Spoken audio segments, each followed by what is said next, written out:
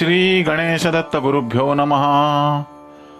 चैतन्यः शाश्वतः शांतो व्योमातीतो निरंजनः बिंदुनाद कलातीत तस्मै श्री गुरुवे नमः। परमपूज्य सद्गुरू श्री रामकृष्ण क्षीरसागर स्वामींना वंदन करून संघटित सत्संग मंडळांच्या या गुरुकार्यातील मोहिमेमधल्या 1292व्या भागाचं मी पठण करीत आहे। आज अश्विन कृष्ण दशमी बुधवार दिनांक 8 नोव्हेंबर 2023। उपदेशामृत संग्रह भाग 5 या ग्रंथातील परमपूज्य महाराजांनी श्री क्षेत्र गाणगापूर आनंद यात्रा 1992 च्या वेळी भक्तांशी केलेल्या हितगुजाच्या पुढील भागाचे मी पठण करीत आहे। या भागात आपल्या प्रासादिक वाणीतून मार्गदर्शनपर आशीर्वाद देताना परमपूज्य सद्गुरू पुढे म्हणतात, पूर्वी याच मार्गात नारायण स्वामी नावाचे थोर स्वामी होऊन गेले। त्यांचे वास्तव्य वाडीला होते। ते रोज पहाटे 3:30 वाजता कृष्णा नदीवर आंघोळीला जात असत व नंतर त्यांची नित्यकर्मे चालू होत। त्याच काळात एक कुष्ठरोगीही स्वतःच्या अंगावरील कुष्ठ बरे होण्यासाठी वाडीला येऊन राहिला होता। श्री गुरूंच्या आशीर्वादाने आपल्या अंगावरील कुष्ठ निघून जाईल म्हणून तो आशेने येऊन राहिला होता। 2 वर्षांचा काळ लोटला पण फरक काही पडत नव्हता। रोज तो श्री गुरूंना प्रार्थना करीत असे। एके रात्री त्याला स्वप्न पडले। स्वप्नात देव दिसले व त्यांनी सांगितले की तुझ्या अंगावरचे कुष्ठ घालवायचे आहे ना, तर तू पहाटे नदीवर जाऊन बस।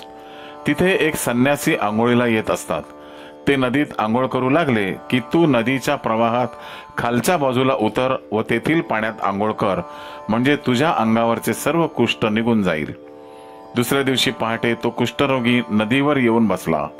स्वप्नात देवाने सांगितल्याप्रमाणे एक संन्यासी आले व त्यांनी तिथे आंघोळीला नदीत उतरून सुरुवात केली।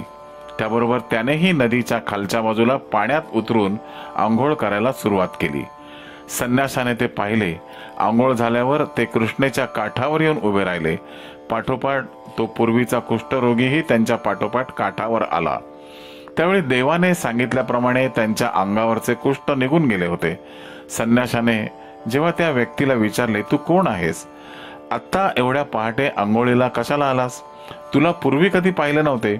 तेव्हा त्या कुष्ठरोग्यातून बरा झालेल्या व्यक्तीने स्वप्नात देव आले होते व त्यांनी कुष्ठरोग बरा करून घ्यायचा असेल तर तुम्ही आंघोळीला नदीत उतरल्यावर त्या प्रवाहात आंघोळ करायला सांगितले। मी तसे आता केल्याने त्यातून बरा झालो आहे। हे त्या संन्यासी नारायण स्वामींनी ऐकले व त्यांना साक्षात देवाने माझे महत्व या त्यांच्या स्थानी असे वाढवायला फक्त त्यांचेच राहायला पाहिजे। कोणत्याही भक्ताचे महत्व त्याच्यापेक्षा वाढता कामा नये। देवाने असे करायला नको होते म्हणून ते देवावर रागावले। त्यांनी देवालाही तसे सांगितले व लगेच वाडी सोडून कोल्हापूरला निघून गेले। नारायण स्वामींनी कोल्हापुरात जाऊन जगदंबेचे दर्शन घेतले व काही दिवस मुक्काम केला। तिथे एक आश्रम काढला, तोही पुढे प्रसिद्धीला आला। अशा व्यक्तींचा रागही काही कायमचा नसतो। पुढे ते परत वाडीला आले, देवाचे दर्शन घेतले। त्याला सर्व त्यांनी सांगितले। देव असे कधी ऐकून घेत नाही। तुम्ही सर्व भक्तही इथे त्याच्या इच्छेनेच आलेले आहात, स्वतः कोणी येत नाही। हे अनंत काळ चालू आहे। 30 माणसं परत येत असतात, समाधीस्थ होत असतात व पुढील राहिलेले कार्य पुढच्या जन्मात करीत असतात। नवीन माणसं यात तयार होऊ शकत नाहीत। असे असले तरी आमचाच द्वेष करणारेच समाजात खूप असतात। काही माणसं कार्यात आडकाठी घालीत असतात। परमेश्वराच्या हातून मरण आले की त्या व्यक्तीचा उद्धारच होत असतो। रामायणात लक्ष्मणाने खूप मोठ्या मोठ्या योद्ध्यांना मारले होते। रावणाला मारणे लक्ष्मणाला काही अवघड नव्हते, परंतु रावणाचे अज्ञान घालवून त्याचा उद्धार करण्यासाठी श्रीरामाने स्वतः हाती शस्त्र घेतले। अखेरीस रावणाचा श्रीरामाकडून शेवट झाला। तेव्हापासून रामबाणाचे महत्व आपल्याकडे वाढले आहे। कंसाच्याही बाबतीत तेच घडले। श्रीकृष्णाकडून मरण आल्याने त्याचा उद्धार झाला। नावाचा महिमा जिवंत आहे। दैत्य मरताना दैत्य दैत्य म्हणतात।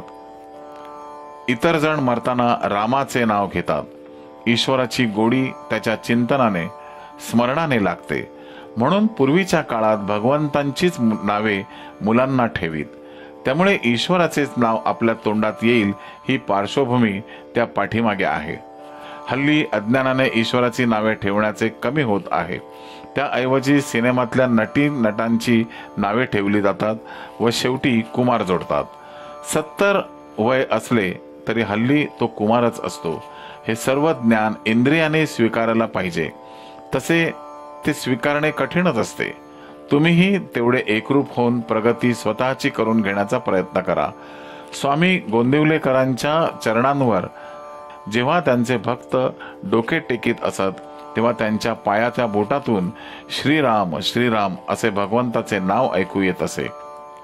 एवढे एकरूप होणे आवश्यक आहे.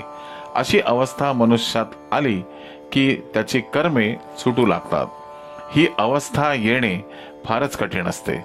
हे सर्व त्या शक्तीतून होत असते. मानवाला सुखाचे ज्ञान असते, परंतु हे ईश्वराला ओळखण्याचे ज्ञान आहे. तुम्ही ते ओळखा, तसा प्रयत्न करीत राहा, म्हणजे निदान पुढील जन्म तरी नरदेहाचा मिळेल. फक्त नरदेहातच ईश्वराचे स्मरण राहते. इतर योनीत ते राहत नाही. या जन्मातली संकटे आपणच निर्माण करीत असतो. आपण आपले व्याप करून ठेवतो व पुढे त्याचा विसर पडल्याने त्यातूनच संकटाची उत्पत्ती होत असते. देवाचा कोप कधी होत नसतो. अज्ञानानेच लोक काही वेळेला ईश्वरी कोप झाला असे म्हणत असतात. फार मोठे अपराध झाले तरच ईश्वराचा कोप होत असतो.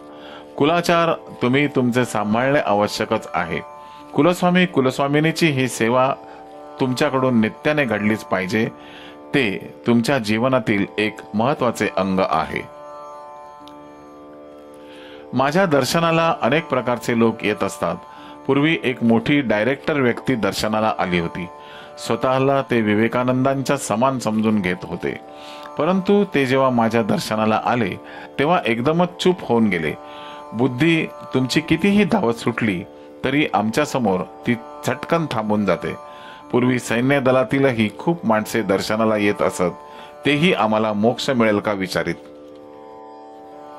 तेव्हा आम्ही त्यांना सांगितले की तुम्ही जेव्हा इतर जन्मातून ब्राह्मण कुळात जन्माला याल तेव्हाच तुम्हाला मोक्ष मिळू शकेल.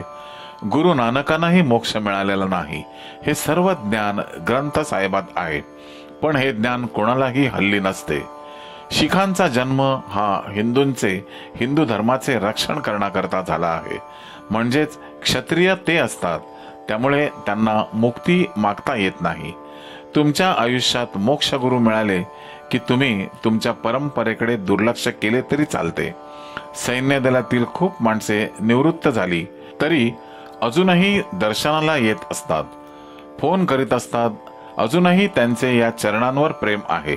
स्वतःचे त्यांचे गुरु दुसरीकडे असूनही तिकडे जात नाहीत.